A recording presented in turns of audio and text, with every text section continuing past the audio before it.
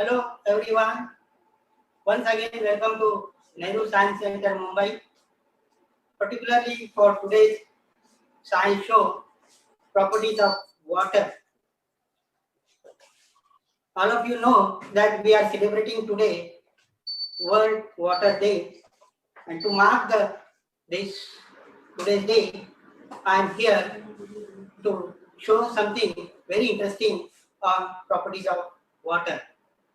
All of you know that matter exists in three states: solid, liquid, and gas.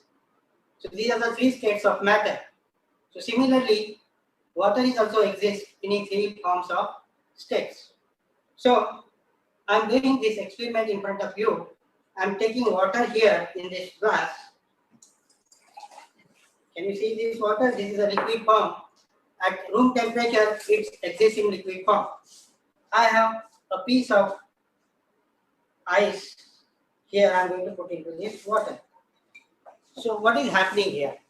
See very carefully what is happening here. This ice floats on water. This is a very interesting thing. Why this ice is floating on the water?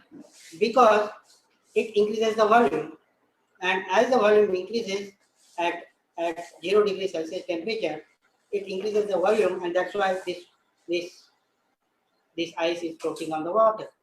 So now what I'm doing here, I'm going to pour more water up to the rim of this glass, and what do you expect?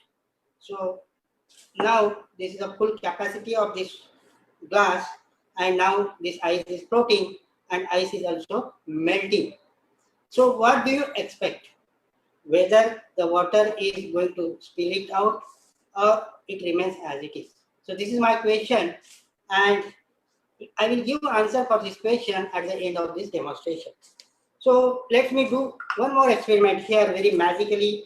So I'm taking this water, this water is in liquid form. See all of you, what is happening here. So this water I have taken, this is in the form of liquid. So just to show you magical effect here. So what is going to happen here? If I try to just take this beaker inverted, what will happen? Whether this water will spill it out or it will remain inside. So let's try this thing. So I have taken water, it is in a liquid form, and now I'm going to invert it. So magically this water is not going to spill it out, or it is not sipping down. So this is another question. Another question I'm query if you have. I'm going to tell you I used one chemical, and the name of the chemical I'm going to tell you later on. So now this water become spongy or just like a very solid state because of some chemical. So this is just now we have seen this liquid is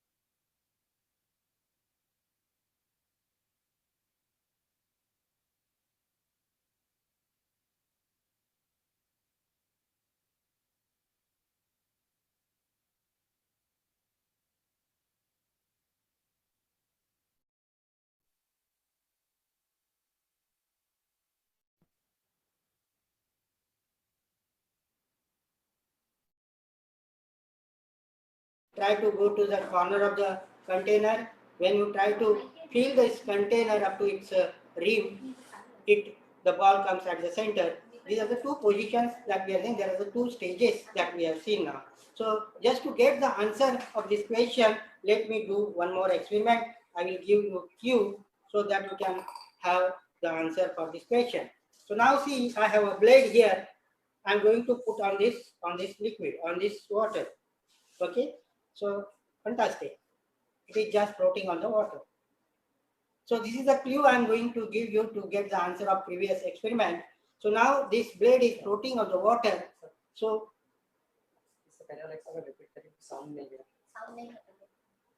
in minute. So I'm going to show you again it. So let's see this experiment fast. So now this blade is floating on the water. So what you realize, what you understand here. So you can understand here this water is having a thin layer on the surface of this water. So this is just because of the surface tension. Water is made up of molecules, molecules now, and these molecules have an intermolecular force. And because of this intermolecular force, there is a stretch. And this is because of the cohesion force in between the two similar molecules. And that's why this force is there, cohesion force. And because of this cohesion force, what exactly it creates a layer on this water, just like a grape or tomato. You can see a layer, or you can see a skin. So just like a skin is there, and because water has high surface tension, and because of this layer, because of the surface tension, it rests on the water. So again, I'm going to repeat this experiment here.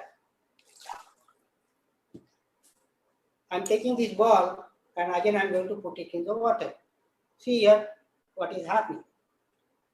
The ball is resting at the center. No, it is too much crazy. This ball is crazy. When I put on the center, it doesn't stay at the center, it is going to the corner. Now I would like to bring this ball on the center. So what I'm supposed to do? I'm supposed to add the water. Let me add some water here and bring the ball at the center. This is the task I'm doing here. I would like to bring the ball at the center, and for this purpose, what I'm doing, I'm adding water to bring this water up to the rim of this container. So see here carefully what is happening here. Yes. Now we can see this ball is resting at the center. So very nice, very interesting thing that is happening here. Because of the surface tension, it happens here. When you pour liquid half of this container, what happens? The outermost layer of the water, it is just like a meniscus. And now when you pour the water up to the rim of the container, it becomes a convection. So when you pour the water up to the half of this container, the layer or the outermost layer is just like a concave shape. And when you try to put the water up to the rim of the water level becomes a convex. And every floating body has its own tendency. It tries to rest at the higher level. So at the meniscus, at the concave shape, the higher level is at the corner of the container. That's why this ball rests at the corner, because the higher level is at the corner. And when scenario changes, the water when you add, it becomes a convex because of the adhesive force is more than the cohesive force, and that's why this becomes convex shape. And ultimately, this ball comes at the center because at the center the height is more, and this floating object is try to rest at the higher level. So this is the science. This is the science is happening, and you can bring the ball at the center without touching the ball. So this is the activity I have shown to you. You can try at home and try to understand what is the cohesive force, what is the adhesive force, and how it acts, and you can enjoy the science. So let me do another experiment here. The density. I already told you the density. So now water, it is act as a universal solvent. So now I am taking one of the chemical here to dissolve in this water to make some solvent here. Okay, fine. So this is a water I have taken in the two glasses. One is a plain water, and in another one I am going to add little bit salt, sodium chloride. So once you add the sodium chloride, what happens? what happens? Chemically it changes? Yes, yes. Because water is a universal solvent, and that's why the ionic compound that dissolves in this water. Sodium chloride itself is an ionic compound. When you dissolve in water, it forms its ion. Sodium ions and chloride ions. So this sodium ions trying to adhere with this hydrogen, with this water molecule towards hydrogen, and chloride ions, which has a negative charge, we try to adhere to the positive charge of this particular water. So water is a polar; it has both charges, positive charge as well as negative charge.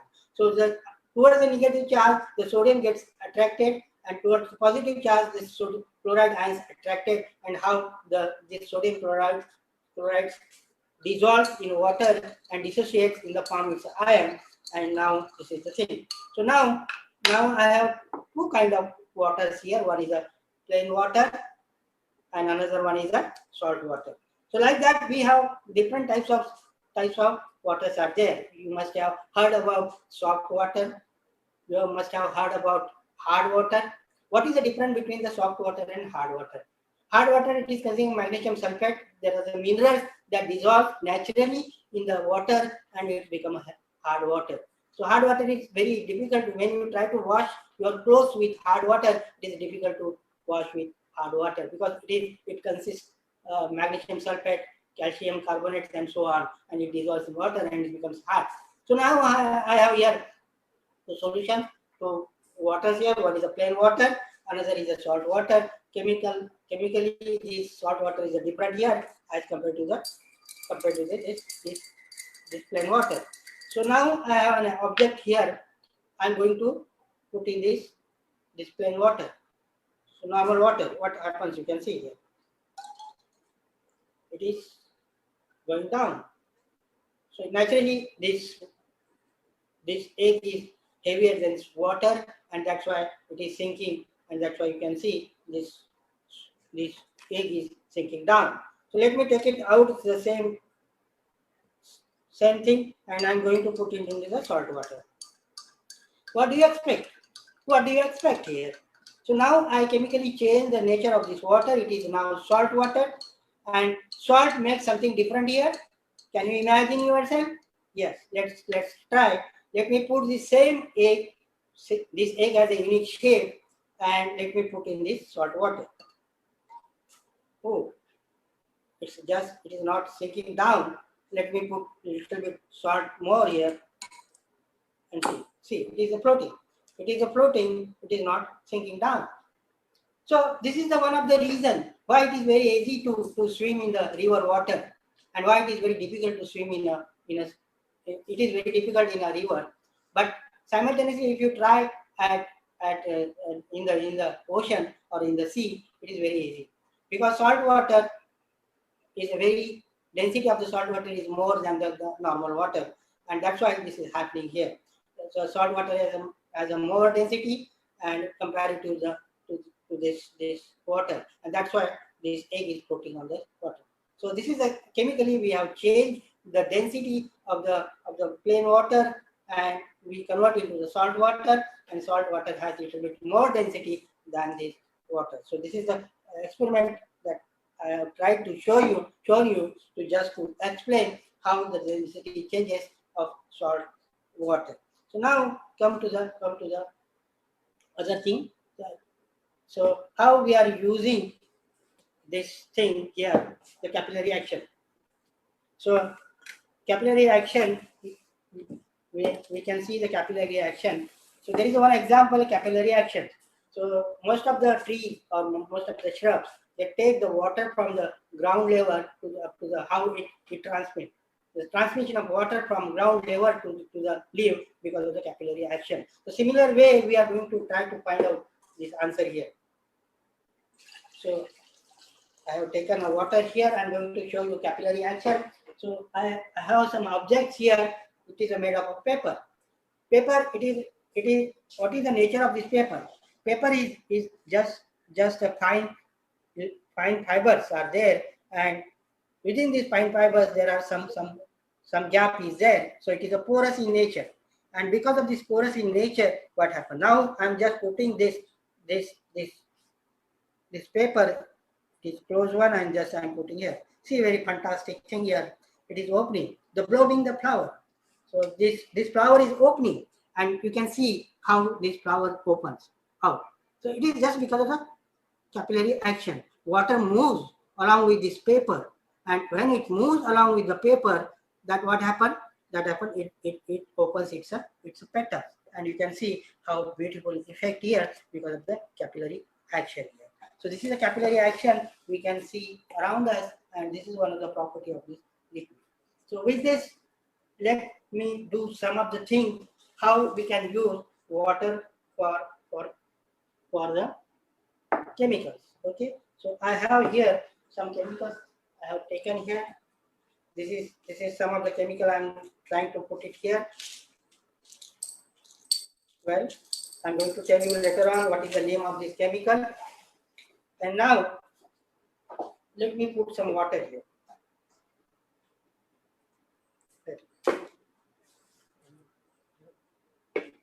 So how the water is very interesting thing. I already told you water play a very important role in chemistry. So just to make a different kind of solvent, we can use water, and with the help of the water medium, we can prepare the solutions. So here I use one chemical. This is a sodium thiosulfate, and a few drops of water, and we make a solution of sodium thiosulfate. Very clear things I'm going to show you here. This is the ionic compound. When you dissolve in water, it forms its ion. So now what it consists? It consists sodium ions and sulfate ions, sodium thiosulfates. So thiosulfate ions and sodium ions in the form of ions now. And now I have another solution. So very interesting thing. It is just like a cold drink. You know, it resembles like a cold drink, but it is not a cold drink. It is a chemical. So somebody wants, suppose you have two guests, and one guest is asking for water, and you don't have a water. Can you manage with the soft drinks? Let me try. Chemically, I am just managing. Don't think that this is a real soft drink, but this is one of the chemical I am going to tell you later on. So it is just like a soft drink, but it is not a soft drink. It is a chemical, and now I am trying to give this soft drink to the water. Just see all of you how you can convert this into the water. Just I manage with soft drink, but this is a chemical trick. Let me explain the chemistry behind this solution. What is this? This is just like a soft drink, but this is not a soft drink. It is iodine solution. It is iodine solution, and I already told you this is a sodium thiosulfate in the form of ion. When you pour the iodine solution to this salt, it makes a contact, and what happens here? So there is a reaction between sodium thiosulfate and iodine, and it forms a new salt, and this new salt is colorless. And that's why the color of iodine disappears, because it forms a new salt. It is a colorless, and that's why you feel that I can convert this soft drink into water. But this is not reality. Reality is quite different. So we can use water to make some solvent, and we can enjoy the science. So finally, I have one more reaction here, and I'm going to show you how the water acts and how it makes something different. I have here Dettol. This is one of the chemical I'm taking here.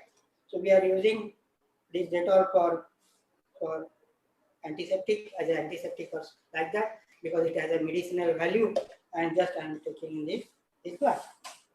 If I try to pour water here, what will happen? I'm just making a contact of this water with this thing. See very carefully what is happening. So this water, when it come in contact with this Dettol, see, miraculously, what happened? So it changes a milk-like suspension. You can see here. So can you see? Yes, it is changing the color. It is a emulsification. The emulsification. So what happening here?